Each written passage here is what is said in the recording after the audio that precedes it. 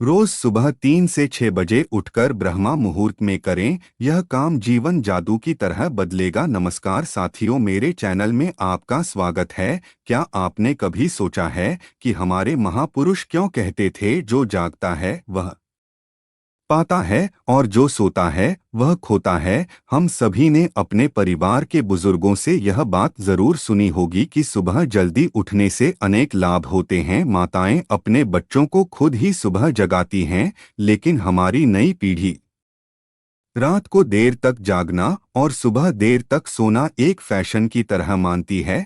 परंतु हमारे बुजुर्ग जो सुबह जल्दी उठने की बातें कहते हैं, उनके पीछे केवल सलाह नहीं बल्कि एक गहरी आध्यात्मिक दृष्टि छिपी हुई है। विज्ञान भी यह मानता है कि सुबह का समय, जिसे हम ब्रह्मा मुहूर्त कहते हैं, हमारे मस्तिष्क और प्रकृति के वातावरण के साथ सकारात्मक ऊर्जा का संचार करता है। इस समय में उठने वाले व्यक्ति की ऊर्जा तरंगे प्रकृति से जुड़ जाती है, जिससे हर कार्य सहज और सकारात्मक ढंग से होता है। जो भी प्रार्थना या ध्यान इस समय किया जाता है, वह व्यक्ति को सफलता और सकारात्मकता प्रदान करता है। एक प्रसिद्ध कथा है जो इस ब्रह्मा मुहूर्त के रहस्य और एक विशेष ध्यान विधि का उल्लेख करती है। यदि कोई व्यक्ति इस ध्यान विधि को 21 दिनों तक अपनाता है, तो वह अपने सपनों को साकार कर सकता है और उसे ब्रह्मांड की विशेष शक्तियों का सहारा मिलने लगता है। इसके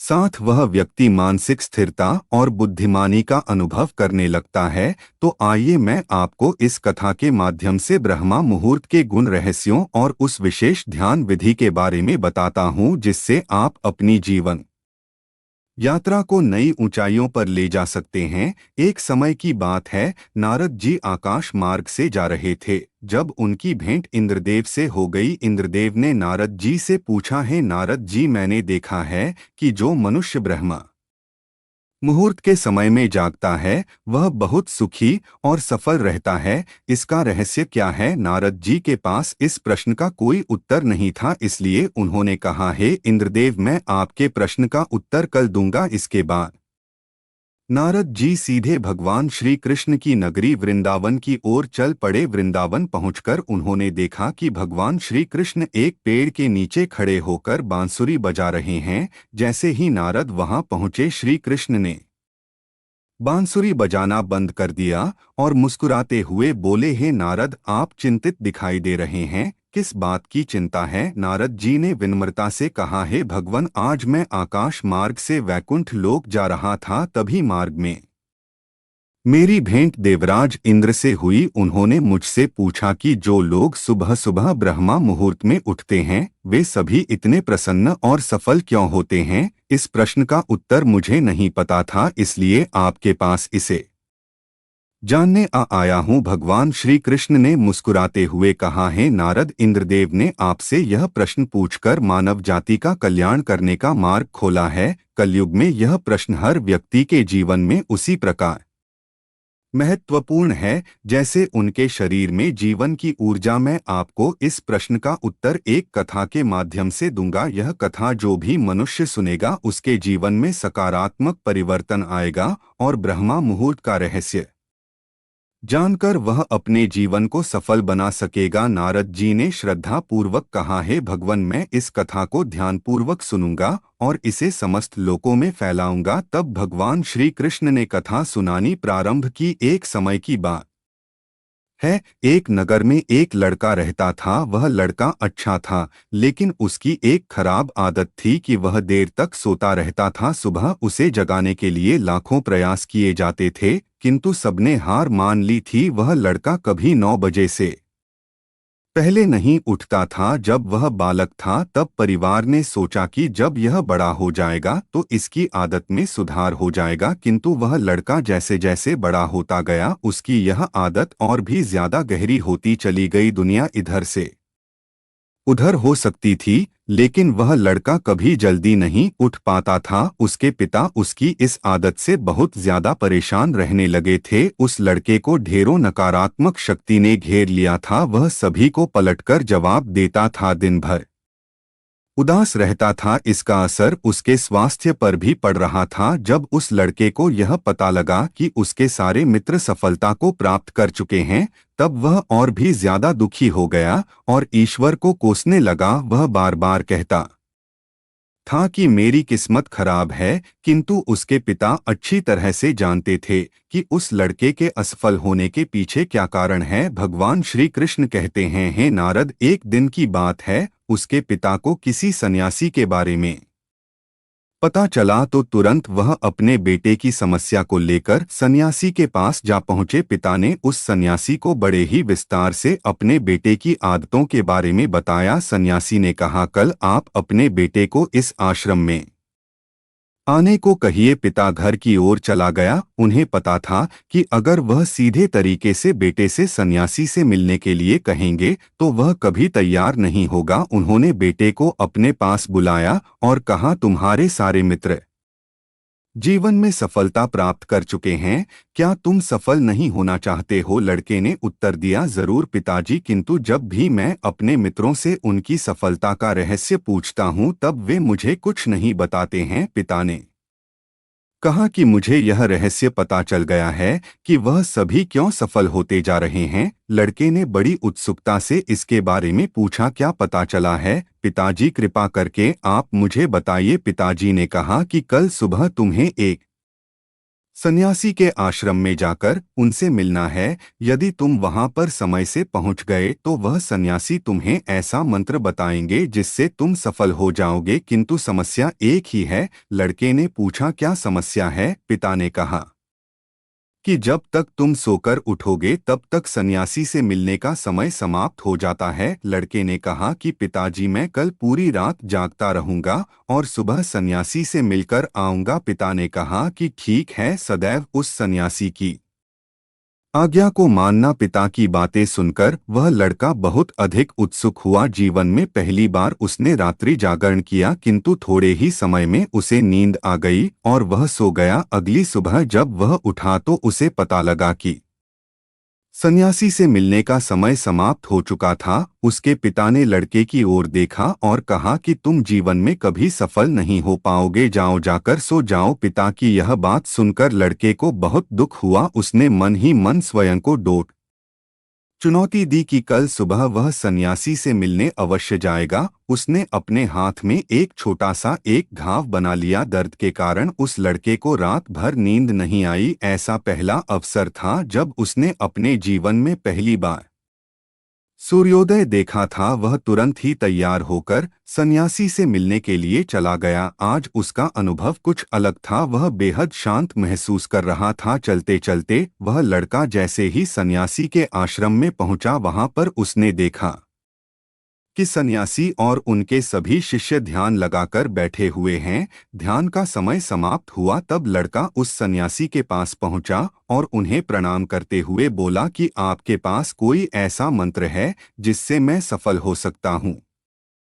कृपया करके मुझे वह मंत्र बताइए। मैं भी अपने मित्रों के समान सफल होना चाहता हूं और अच्छा जीवन जीना चाहता हूं। सन्यासी मुस्कुराए और बोले, अच्छा, तो तुम वही बालक हो, तुम्हारे पिता मुझसे मिलने आए थे।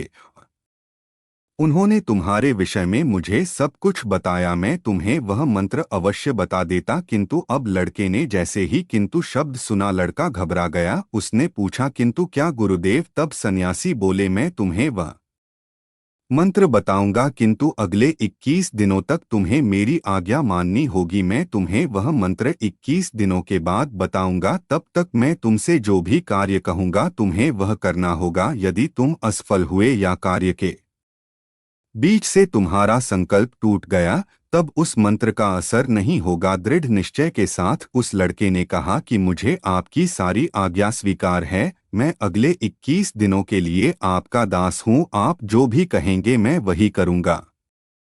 मुझे केवल और केवल उस मंत्र के बारे में जानना है। सन्यासी ने कहा कि ठीक है, कल से तुम्हारा कार्य शुरू होगा। तुम इसी आश्रम में निवास करोगे। वह लड़का आश्रम में निवास करने के लिए तैयार हो गया। सन्यासी ने कहा कि यहाँ रहते हुए तुम्हें ब्रह्मा मुहूर्त में उठना होगा और दूसरे शिष्यों की तरह ध्यान और तप करना होगा, साथ ही आश्रम के कार्यों में भी सहायता करनी होगी। ध्यान रहे, यह संकल्प टूटना नहीं चाहिए। अब लड़का सन्यासी की बातों से सहमत हो गया। अगले दिन से उसके कार्य के दिन की शुरुआत थी। इस बार लड़के ने इतना दृढ़ निश्चय किया था, किंतु एक सप्ताह बीतने के पश्चात ही उसका संकल्प टूट गया और वह 8वें दिन देर तक सोता रहा। जब वह जागा तो उसने कहा कि मुझसे कितनी बड़ी भूल हो गई है। वह रोते हुए सन्यासी के पास पहुंचा और बोला कि हे गुरुदेव, मेरा संकल्प टूट गया है, अब मैं जीवन में कभी सफल नहीं हो पाऊंगा। सन्यासी ने उसे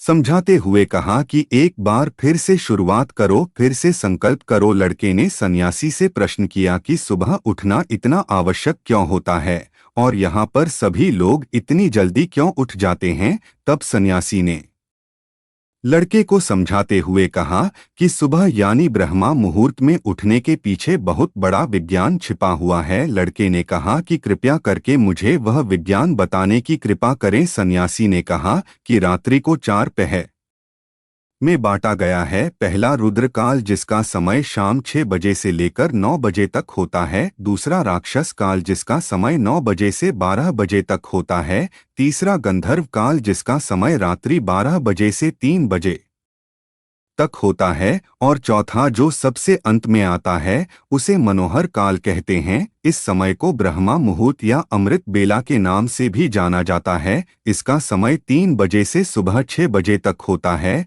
जिसमें 3:30 से लेकर 5:30 तक बहुत ही महत्वपूर्ण समय होता है। यह वह समय होता है जब पूरे संसार की नकारात्मक शक्तियां निष्क्रिय अवस्था में होती हैं और सकारात्मक शक्तियां सक्रिय होती हैं। ब्रह्मा अर्थात देव मुहूर्त अर्थात समय। ब्रह्मा मुहूर्त का अर्थ मतलब देवों का समय। सन्यासी आगे कहते हैं, इस समय देव धरती पर विचरण कर रहे होते हैं और जागृत मनुष्य पर उनका बड़ा ही सकारात्मक प्रभाव पड़ता है। ब्रह्मा मुहूर्त ऐसा समय होता है जिसमें मनुष्य का मस्तिष्क बिल्कुल खाली होता है, इसमें किसी प्रकार के कोई विचार नहीं होते हैं। और जब इस समय व्यक्ति अपनी पुस्तक खोलकर पाठ का अध्ययन करते हैं तो उन्हें सब कुछ जल्दी जल्दी याद भी होता है और यह लंबे समय तक याद रहता है। यह ऐसा समय है जिसमें हम ज्ञान को समझने का प्रयास करते हैं। इसी कारण है कि आश्रम के भी शिष्य और संसार में बहुत से ज्ञानी लोग ब्रह्मा मुहूर्त में ही उठ जाते हैं। प्राचीन काल में रोशनी का कोई स्रोत न होने के कारण लोग अपने दिन का समापन सूर्यास्त के साथ और आरंभ सूर्योदय के साथ करते थे। यह एक तरीका है जिससे मानव जीवन प्रकृति के साथ तालमेल बनाकर चलता है। उस लड़के ने कहा कि ठीक है, मैं कल से अपना संकल्प फिर से शुरू करता हूँ, किंतु ब्रह्मा मुहूर्त में उठकर मुझे क्या क्या करना चाहिए। तब उस सन्यासी ने कहा, मैं तुम्हें बताता हूँ कि ब्रह्मा मुहूर्त में क्या और कैसे करना चाहिए। सबसे पहले उठकर धरती पर पाँव रखने से पहले धरती माता को प्रणाम करना चाहिए। सन्यासी आगे कहते हैं, अपनी हथेलियों की ओर देखो और ईश्वर को धन्यवाद दो कि उन्होंने तुम्हें आज का सूर्योदय देखने का अवसर दिया। इसके बाद नित्य कर्म और स्नान करने से शरीर ही नहीं बल्कि मन की शुद्धता भी बढ़ जाता है। स्नान करने के पश्चात ध्यान की प्रक्रिया होती है। ब्रह्मा मुहूर्त की ध्यान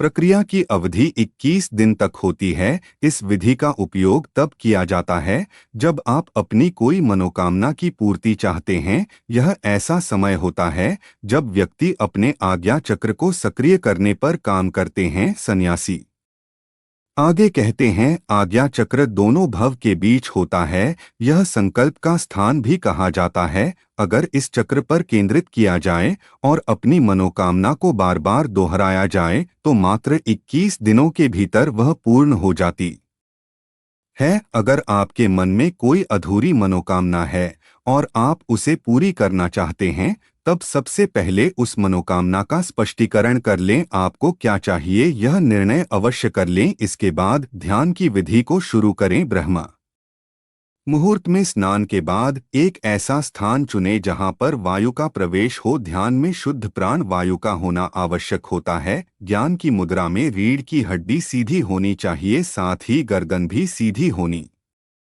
चाहिए। सुखासन की अवस्था में दोनों हाथों को घुटनों पर रखकर आंखें बंद करके बैठ जाएं। हाथ की मुट्ठी को बंद कर लें और 2-3 मिनट तक बिल्कुल शांत हो जाएं। जब आपका शरीर स्थिर हो जाएगा और श्वास भी शांत हो जाएगी, तब उसके बाद अपना सारा ध्यान आज्ञा चक्र पर लगाएं। इस दौरान लंबी गहरी सांस लें और सांस को रोक कर रखें। इस समय आप अपनी इच्छा को मन ही मन दोहराएं। अपने मन की आंखों से इष्ट देव और देवी देवताओं, गुरुओं का चिंतन करें। सन्यासी ने कहा, जब सांस को रोकना कठिन हो जाए तब धीरे धीरे सांस को बाहर की ओर छोड़े। सांसों को नाक से भरे और मुख से छोड़े। इस प्रक्रिया को 3 से 4 बार प्रतिदिन दोहराना है। ऐसा प्रतिदिन करने से आपकी जो मनोकामना है वह अवचेतन मन तक अवश्य पहुंच जाएगी और इच्छा पूर्ति जल्दी होगी। आज्ञा चक्र सक्रिय होता है और हमारी आज्ञा को पूरा करता है। सांस को रोक कर रखने के दौरान शरीर में आपातकाल स्थिति हो जाती है, जिससे कि आप बेकार की बातें सोचने और विचार करने से बचते हैं। इससे मन की एकाग्रता बढ़ती है, तब इच्छाएं अवचेतन मन में पहुंचती हैं। ब्रह्मा मुहूर्त के समय पर ईश्वर की विशेष कृपा होती है और कोई भी व्यक्ति जब अपनी मनोकामना को इस समय दोहराता तो उसकी इच्छा जल्द से जल्द पूरी होती है। इस प्रकार सन्यासी ने उस लड़के को ब्रह्मा मुहूर्त का महत्व बताया। अगले 21 दिनों तक उस लड़के ने बड़े ही मन के साथ इस प्रक्रिया को अपनाया। अब वह बहुत ही ज्यादा अनुशासित और शांत स्वभाव का व्यक्ति बन चुका था। उस लड़के ने जैसे ही अपना संकल्प पूरा कर लिया, उसके पश्चात वह व्यक्ति बड़े ही प्रसन्न भाव से सन्यासी के पास पहुंचा और कहा, हे गुरुदेव, मैंने 21 दिनों का संकल्प पूरा कर लिया है। अब कृपया करके मुझे सफल होने का मंत्र बताइए। तब उस सन्यासी ने मुस्कुराते हुए कहा कि पिछले 21 दिन से जो अभ्यास तुम करते हुए आ रहे हो